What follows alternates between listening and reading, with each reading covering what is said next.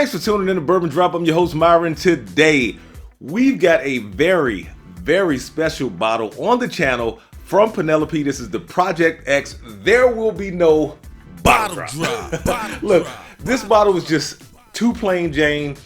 It's like a it's like a pretty model that doesn't photograph well. Put it that way.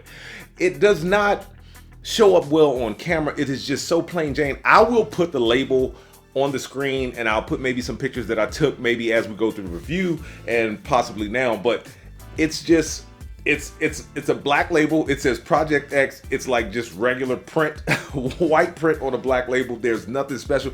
The bottle is even blacked out to the point where you can't even see like the whiskey in the bottle. I've held this thing up to the light. You cannot see through this thing. Light does not penetrate this bottle. This is the Darth Vader of bottles. I am your father. But these Project X's are just picks. They are picks. So when I was talking to Brad, when he went down to Kentucky, Brad said that he was talking to someone that told him that when it comes to Penelope, they are no longer doing like a rosé cask pick or an architect pick or even a toasted pick. I don't know how true that is. I was talking to Brad and he was talking to someone. But going forward, these are supposed to be very limited and they are going to be picks only. So it's not going to just be a typical bottle sitting on a shelf. They do have a cognac cask finish one out there right now. I have the Oloroso Sherry cask finish. This one comes in at 108. It says finished cask origin, Juarez, Spain. This was selected by the Virginia ABC. I walked into the store. I almost passed over this bottle. They had it on the side with tequila for some reason with the new stuff that was coming in. And normally there's whiskey over there, but all I saw was tequila bottles. I saw the black bottle didn't even register. So the guy was like, "Hey, can I help you with anything?" I said, "No, not really." I said, "I just come in, collect, looking for new things." He said, "Well, this is our new side right here." He said, "We only got 2 bottles of this." And I was like, "Oh." So I grabbed it because there was only one left and I put it on the counter. And I said, well, at $75, because that's pretty much how much all Penelope's, like the architect, the Rio was I think like 99, and at the Virginia ABC it was a little higher when I bought it at another spot. But I was like, at $75, it probably won't be bad. Put it on the counter, sure enough, $75. I picked up a Jim Beam Black that's also for a 7-year for something that we're doing on the Whiskey 6. I actually cracked this thing on the Whiskey 6 last night. I'm pushing this thing up. I'm gonna try and get it out by Sunday or Monday. We had some guests on last night. We were talking and I wanted to crack this new bottle on the channel because I wanted to see what it tastes like to kind of let it open up, shout out to Ben with the neck pour, and we were talking, like I said, I just wanted to get, some fresh thoughts on the fresh crack, let it open up a little bit. But anyway, I've been talking a little bit. Let's get into the nose. I do remember last night it having a very heavy sherry influence, but I mean, it is sherry cask finish. So, all right, let's get into the nose. Yeah, that sherry is all over the nose. It definitely influences the nose. The color on this thing is that's quite dark. That's actually quite dark. I mean, this room is dark, but that's actually quite dark. So I've heard guys in the past say that they do not like black bottles because they like to see what the whiskey looks like. It feels like the person who is bottling the whiskey is trying to hide something. I am actually very pleased with the color of this thing, and you guys can't see it. And this is one thing I noticed last night on the Whiskey 6 is that it is oily. So right now on the nose, I am getting nothing but oak and like fruit and sherry. It's got a very nice nose. It's a light nose though. That was one of the things I picked up last night is that it had a really light nose. Almost getting a hit of maple. All right, let's get into the palate.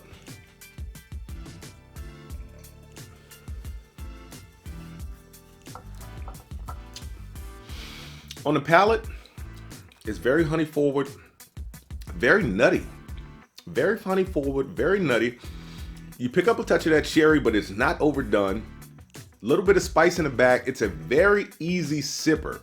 Now, if you don't know, Penelope doesn't do a lot of wine finish stuff. I do have the Rosé Cask finish here, and I do have the Tokai finished rye. But that's pretty much all they do. Most of the time, it's just either toasted or it's finished in another type of oak, like the Architect with the French oak staves. But you don't see a lot of wine finishes on the Penelope stuff. I'm actually a fan of this thing. I'm a fan of it. I am a fan of it. We'll get to the breakdown and whether I'm a fan of the price in a second. All right, let's go back into the nose one more time. The nose calms down a little bit, but last night on a Whiskey 6, like after I went back to it, because like I was going back and forth, I was going with a little bit of this and a little bit of the Gem 7 and a little bit of the Penelope Project X and then a little bit of the Gem 7. And as I was going back and forth, I would let the glass kind of like dry out and then I would nose it a little bit and I was picking up really rich maple notes. And like I said, off the fresh crack, the nose was kind of light, but now I am picking up a lot of that sherry influence, a lot of that oak, but it has seemed to calm down a bit.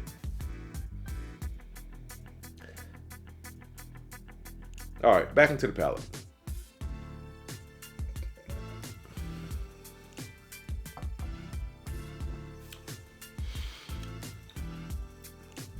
One major standout that I would give this bourbon is the mouthfeel. It is an oily mouthfeel, but I don't feel like that there's a ton going on. Yes, I do pick up a little bit of the sherry. Yes, I pick up a lot of honey, a little bit of spice in the back, a little bit of citrus here and there, but it's light. It's a very easy light drinker, and you know, look, I know it's 108 proof. I'm not expecting it to punch me in the mouth with spice, but and I feel like it doesn't even drink its proof. All right, we'll get into the breakdown. Let me get this thing one more chance.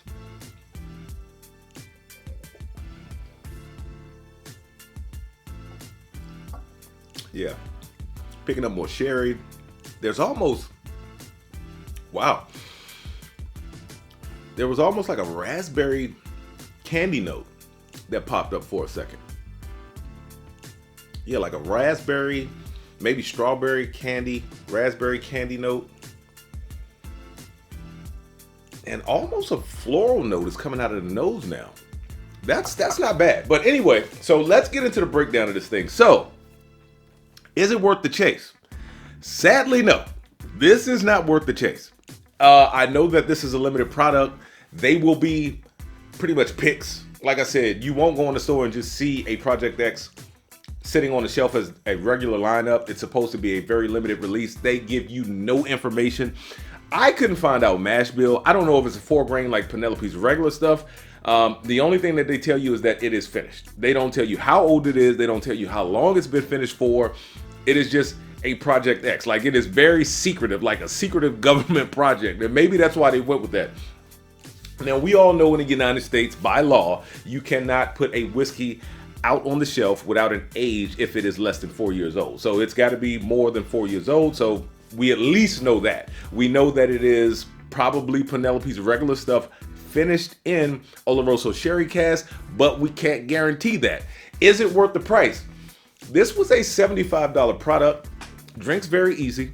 It is enjoyable. I like it. I don't think it's overdone. Sometimes whiskeys can be over finished. I don't feel like it's hiding any useful grainy notes or imperfections. I am going to say that I like it, but I don't think it's worth the price. And I told you guys before, it is getting harder and harder to say this because prices are rising on everything. I would be happier with this bottle being $50.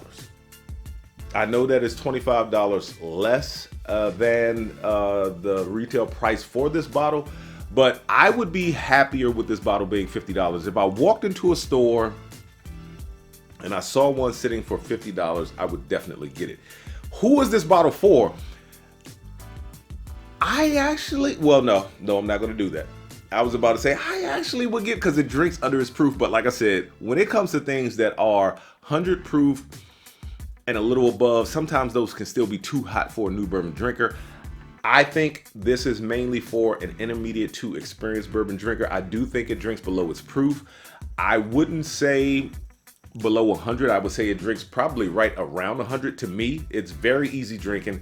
The finish is actually still there, a little bit more leather in the finish. It's not a super long finish, but it's leather in the finish, and it was a little bit of spice. The spice has pretty much gone away. Will it always be on the bar? I am interested to try the cognac cask. I might, like I said,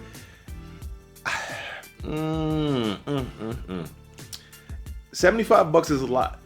I do like, whiskeys that are finished in a cognac cask. So if I see it, I might get it. Depending on what else is on the shelf. But as far as this bottle, once it's gone, it's gone. I am not going to be hunting this thing down. I am not going to be picking up backups. It is a very simple, easy pour. I do find it enjoyable. I do want to get it upstairs, pair it with a stick, and see how that turns out. And with that being said, let the whiskey flow. Never run out unless you head it to a drop. Till next time.